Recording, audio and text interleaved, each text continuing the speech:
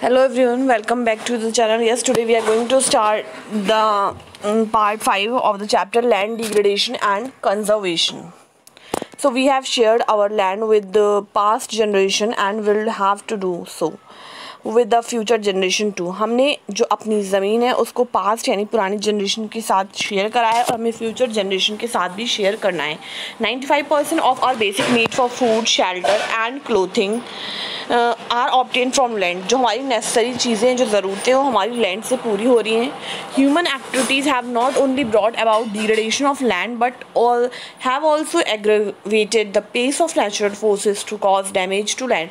और जो human activities हैं उन्होंने सिर्फ हमारी लैंड को डिग्रेड नहीं करा है बट जो हमारा पेस था नेचुरल फोर्स का उसको भी डैमेज करा है हम. At present there are about 130 million hectares of degraded land in India. अगर हम आज की बात करें तो करीब 130 मिलियन जो हेक्टेयर्स लैंड है वो डिग्रेड है यानी उसकी क्वालिटी अच्छी नहीं है. Approximately 28% of it belong to the category of forest degraded area, जिसमें से 28% फॉरेस्ट डिग्रेडेड एरिया है. 56% of it is water eroded area, 56% water eroded है and the rest is affected by saline and alkaline deposit. और बाकी में saline और alkaline deposit है. Some human activities such as deforestation, overgrazing, mining and quarrying to have contributed significantly in land degradation. तो कुछ human activities जैसे कि deforestation या फिर overgraze कराना या फिर mining और quarrying जो है, इन सारी एक्टिविटीज़ ने जो है बहुत ज़्यादा कंट्रीब्यूट करा है लैंड डिग्रेड करने को. इनका बहुत बड़ा कह सकते हैं योगदान है. इनकी वजह से हमारी लैंड जो है वो डिग्रेड हुई है. आई होप आपको समझ में आ रहा होगा कि what is land degradation. Yes. Okay, now you can also see this figure. Indian wasteland in 2000 में कितनी wasteland थी.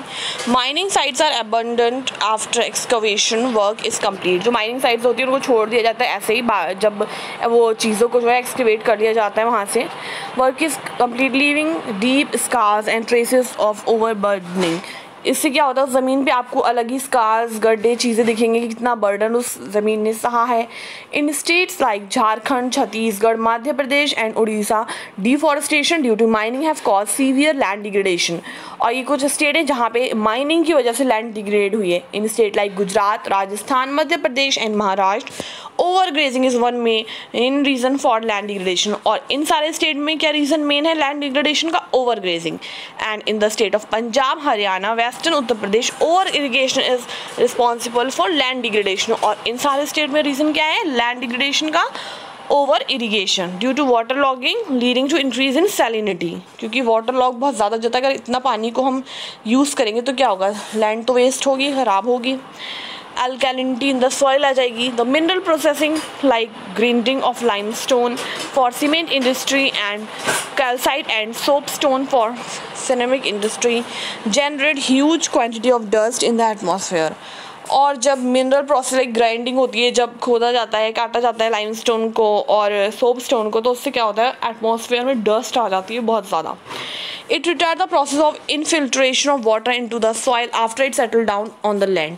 और फिर ये सारी धूल उड़ करके ज़मीन में ही एक्यूमुलेट हो जाती है कई बार पानी में. तो इससे क्या होता है हमारा जो फिल्टर्ड वाटर होता है वो इनफिल्टर हो जाता है. इन रिसेंट ईयर्स यानी अगर हम अभी के ईयर्स को देखें तो industrial effluent has waste have become a major source of land and water pollution. तो अगर हम देखें तो इंडस्ट्रीज़ की वजह से ही बहुत ज़्यादा लैंड और वाटर दोनों पोल्यूट हो रहे हैं in many parts of the country. There are many ways to solve the problem. बहुत तरीके हैं जिससे आप प्रॉब्लम सॉल्व कर सकते हो लैंड डिग्रेडेशन की, जैसे कि एफॉरेस्टेशन को प्रैक्टिस कर सकते हैं यानी पेड़ लगा सकते हैं. प्रॉपर मैनेजमेंट ऑफ ग्रेजिंग यानी कहाँ कहाँ कितना कितना चराना है एनिमल्स को, ये भी आप प्रॉपर से प्लान कर सकते हो. Can help to some extent यानी कुछ एक्सटेंट तक हेल्प कर सकता है. पूरा जो है ख़त्म नहीं कर सकता लैंड डिग्रेडेशन को but it can help. Planting of shelter belts of plant. आप प्लांट्स को शेल्टर बेल्ट्स में लगा सकते हैं. कंट्रोल ऑन ओवरग्रेजिंग को कंट्रोल कर सकते हैं. स्टेबलाइजेशन ऑफ सैंड ड्यून्स बना सकते हैं बाय ग्रोइंग थॉर्नी बुशेस जो है वो लगा करके. Are some of the methods to check land degradation. इन कुछ मेथड से आप लैंड डिग्रेडेशन को चेक कर सकते हैं. proper management of wasteland, control of mining activities, proper discharge and disposal of industrial effluents and waste after treatment can reduce land and water degradation in industrial and suburban areas. तो ये सारी चीज़ें और proper से discharge करना है आपको, जितनी भी गंदगी है, जितना भी इंडस्ट्रियल वेस्ट है, तो उन सबको अगर आप प्रॉपर से ट्रीट करोगे तो इससे भी जो है हमारा लैंड डिग्रेडेशन कम हो सकता है। तो ये आपने जो टॉपिक पढ़ा वो लैंड डिग्रेडेशन के बारे में। नेक्स्ट है हमारा soil as a resource. Soil हमारे लिए कैसे रिसोर्स का काम करती है। तो soil is the most important renewable natural resource. ये एक रीन्यूएबल नेचुरल रिसोर्स है, ये आप रिन्यू कर सकते हो इसको। It is the medium of plant growth and support different types of living organism. भाई यही प्लांट ग्रोथ का आती है मेन जो सॉइल होती है, और बहुत से जो लिविंग ऑर्गेनिज्म हैं वो भी इस सॉइल में रहते हैं। बहुत अच्छा सा जो है आपको ये एक डायग्राम दे रखा है जिसमें आप देख सकते हैं सबसे नीचे क्या है, अनवेदर्ड पेरेंट बेड रॉक है, उससे ऊपर substratum weathered parent rock material है, then subsoil weathered rock sand and silt clay है, top soil the upper soil layer भी यहाँ पर आपको फिगर में अच्छे से दिख रही होगी। तो ये जो है आपको क्या दिखा रही है, आपको ये पूरी सॉइल प्रोफाइल आप देख सकते हैं। The soil is a living system. Soil क्या है, एक लिविंग सिस्टम है। Yes, it takes millions of years to form soil up to a few centimeter in depth. Millions of year लग जाते हैं तब जाके कुछ सेंटीमीटर, मतलब आप कह सकते हैं जो है इसकी गहराई होती है, तो ये सॉइल बनती है इतनी सी सॉइल। रिलीफ पेरेंट रॉक और bed rock, climate, vegetation and other forms of life and time are important factors in the formation of soil. तो क्या क्या है, रिलीफ कैसा है, यानी वहाँ पर कैसे माउंटेन है, प्लेन है, क्या है, फिर पेरेंट रॉक जो होती है, बेड रॉक कैसे हैं, फिर वो जो है वेदरिंग होती है उनकी, क्लाइमेट वेजिटेशन कैसा है वहाँ का, और जो अदर फॉर्म्स ऑफ लाइफ जो भी वहाँ पर रह रही हैं, और टाइम मतलब कितना हो गया, ये सारी चीज़ें जो है इनकी वजह से ही सॉइल फॉर्म होती है। इन सब चीज़ों पे डिपेंड करती है सॉइल की formation. So various forces of nature such as change in temperature, action of running water, wind and glacier activities of decomposer etcetera contribute to the formation of soil. यानी बहुत सी फोर्सेज होती है nature की, जैसे कि temperature change होता रहता है, रनिंग वाटर, कितना वाटर रन हो रहा है सॉइल के ऊपर से, विंड कितनी चल रही है, ग्लेशियर्स तो नहीं है, और डीकम्पोजर्स कैसे हैं, प्लांट डीकम्पोजर्स हैं, एनिमल डीकम्पोज हो रहे हैं, क्या हो रहा है।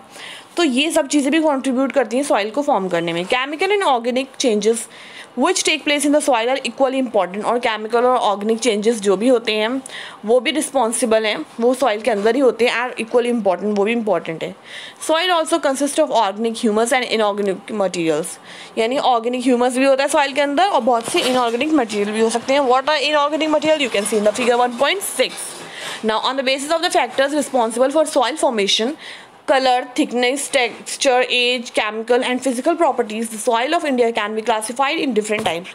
कह रहे हैं कि भाई जो बेस है कि कौन सी सॉइल है, सॉइल फॉर्म हो रही है, तो उसका किस पे डिपेंड करता है, कलर कैसा है, वो कितनी थिक है, टेक्सचर कैसा है, कितनी पुरानी है, एज यानी कितनी है, केमिकल और फिजिकल प्रॉपर्टीज़ कैसी हैं। तो इन सब के हिसाब से हमने जो है सॉइल को जो है क्लासीफाई कर रखा है। क्लासिफिकेशन ऑफ सॉइल जो है हमारा नेक्स्ट टॉपिक है, but I think I will start this topic tomorrow in the next class. मैं इस टॉपिक को स्टार्ट करूँगी, आप थोड़ा सा पढ़ के रखिएगा कि कैसे क्लासीफाई करते हैं सॉइल को, कितने टाइप की सॉइल है, will discuss in the next class. अगर आपको अभी तक वीडियो समझ में आई हो और चैप्टर समझ में आया हो तो इस वीडियो को लाइक करें, और चैनल सब्सक्राइब नहीं करें तो सब्सक्राइब करें। Also you can share with your friends and we'll meet in the next class. Till then take care and bye bye.